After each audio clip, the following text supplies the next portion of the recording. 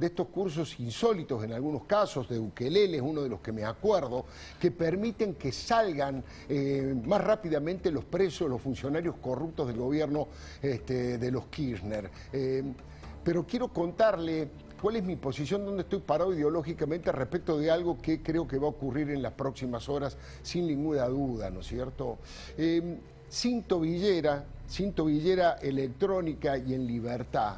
Mire, espero equivocarme, ojalá me equivoque, pero toda la información que dispongo dice que en unas horas Amado Vudú quedará en libertad y esa es una señal peligrosa de extrema gravedad institucional. Amado Vudú a esta altura es el nombre de la impunidad obscena y el apellido del privilegio repugnante. No hay que olvidar que los jueces Daniel Obligado, Ricardo Basílico y el fiscal Marcelo Colombo lograron este milagro de liberar a un malandra de Estado de alta gama.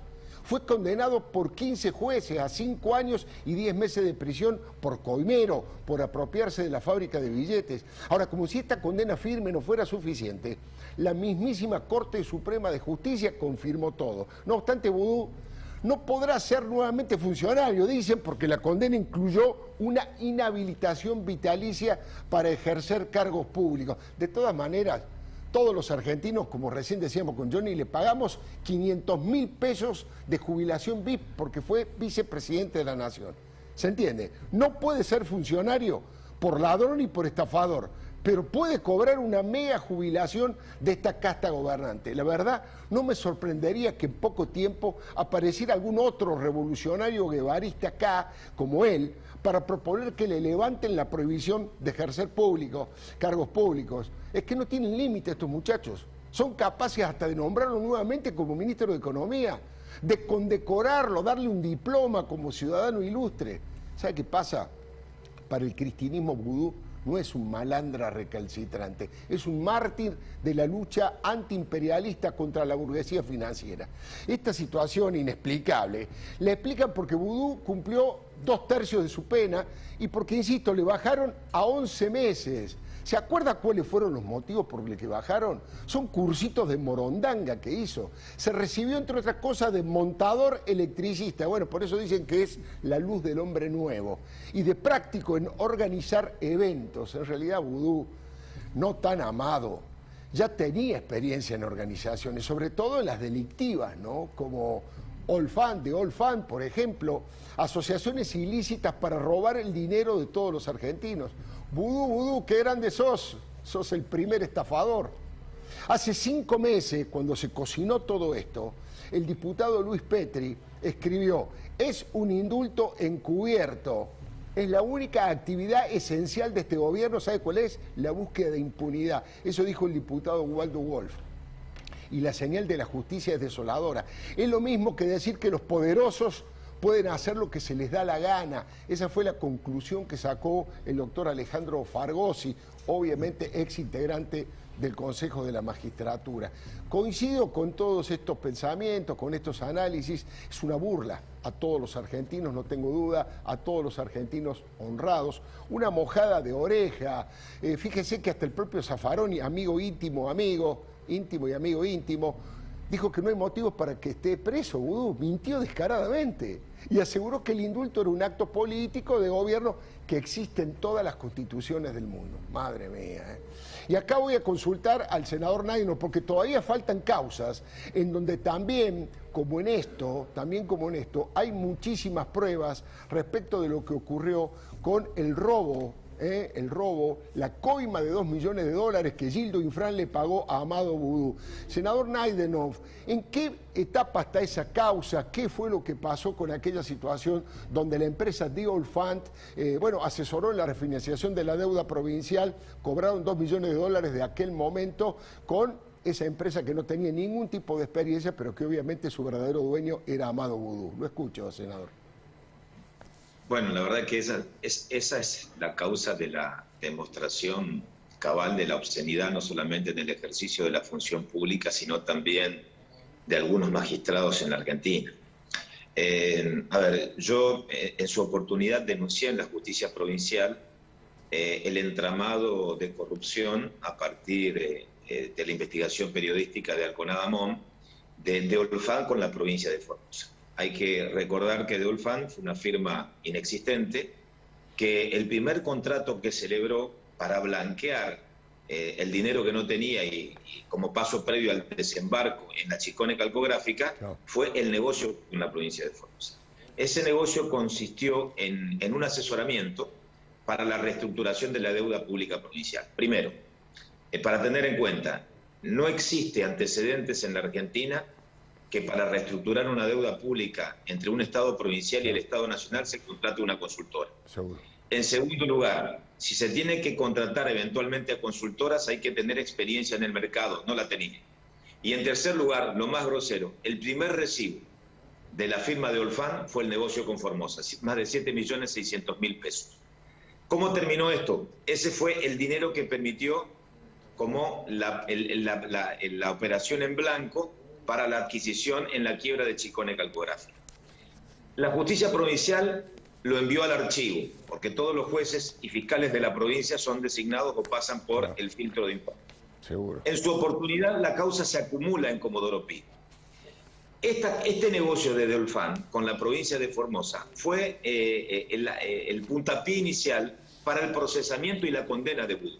Ahora bien, con el paso del tiempo, la Cámara de Apelaciones en la Justicia Federal ordenó, y esto es lo inaudito, que lo que tiene que ver con de Olfan y Formosa lo investigue la justicia provincial. Claro. O sea, desdobló la causa, sí. Pero para que se entienda, remiten a la justicia de la provincia cuando ya sabemos que la justicia provincial lo mandó al archivo. Esto también lo facilitó la pandemia. La pandemia fue la herramienta, no solamente una herramienta de gobierno para imponer temor a la propia sociedad, sino que en el marco de la pandemia lo que no se modificó es la hoja de ruta inalterable del gobierno nacional o del kirchnerismo en el poder de avanzar en estos actos de impunidad obscena, cuando a la par en la maniobra de distracción pasaba por causas dolorosas que tenían que ver con los contagiados y con el número de decesos en el país. Y esta vergüenza que tiene que ver con estos cursitos de morondanga, le decía yo, pero le quiero preguntar a quien sabe de esto, quien frecuenta los tribunales, recoge información importantísima allí, que es Candela Ini. Candela, ¿cómo es ese sistema de que estos muchachos hacen cursos de todo tipo? A algunos no le alcanzan las 24 horas del día para los cursos que hacen e inmediatamente le van bajando las penas. ¿Cómo funciona eso, Candela Ini? Buenas noches. Buenas noches, Alfredo. Bueno, la realidad es que el curso y el beneficio por estímulo educativo es algo que se volvió frecuente como herramienta en la defensa de algunos funcionarios o exfuncionarios condenados por corrupción, porque han acudido a esta herramienta en los últimos meses y años para precisamente lograr una reducción de su pena. En el caso de Amado Vudú, ahí veíamos los cursos que él hizo. También teníamos el caso de Juan Pablo Schiavi, que cursó, por ejemplo, talleres de ukelele o de cultivos hidropónicos, por ejemplo. ¿Qué pasa respecto de esto? Primero que hay fiscales de ejecución penal que cuando tienen los pedidos de las defensas de estos detenidos para analizar si efectivamente estos cursos pueden ser computados como estímulo educativo, dicen, bueno, no tanto, porque hay una reglamentación en la Ley de Ejecución Penal que fue reformada en 2011, en la cual se establece cuánta pena se puede reducir de acuerdo a el tipo de estímulo que haya cursado o educativo que haya cursado tal detenido, ¿no? Entonces, por ejemplo, tenemos que en los casos en los que hay una cursada de estudios primarios se reducen 2 meses de la pena, cuando hay estudios secundarios son 3 meses, cuando hay estudios universitarios son 4 meses, pero en el caso de Vudú o de Schiavi nos encontramos que algunos ni siquiera encuadran en el caso de un posgrado, ¿no? Por ejemplo, un posgrado implica 2 meses de reducción. Ahora, existe también un universo de preguntas cuando nos ponemos a observar cómo funcionan estos cursos y cómo efectivamente se lleva adelante el estímulo educativo y se estudia por parte de la justicia.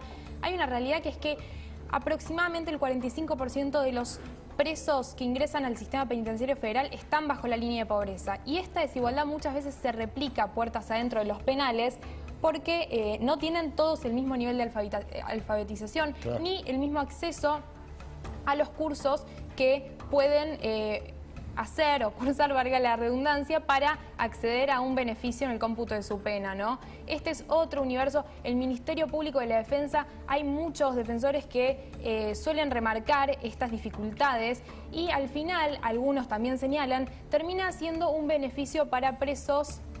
Algunos los llaman presos VIP, claro, ¿no? Claro. En el caso de Vudú, recordemos que su defensa había pedido 20 meses, que se le redujeran 20 meses. Sí. La fiscal de ejecución penal había dicho no solo porque no hizo tantas horas, no cursó tantas horas, sino porque además muchos de los cursos o de los que tiene certificados Vudú ni siquiera están dentro de este encuadramiento que dice la ley. Seguro. Y finalmente se accedió primero a que se le computaran 10 meses menos de la pena y luego un mes más por una diplomatura de flaxo. Así que mañana tendremos novedades porque ya va a recibir el juez Ricardo Basílico un informe respecto de si Amado Vudú está resociabilizado, como él pidió. Sí, seguro que está resociabilizado. Y ahí sabremos, bueno, sí, lo que probablemente suceda es que le saquen la tobillera electrónica y ya acceda a la libertad condicional. Muchísimas gracias, Candela. Hacemos una brevísima pausa.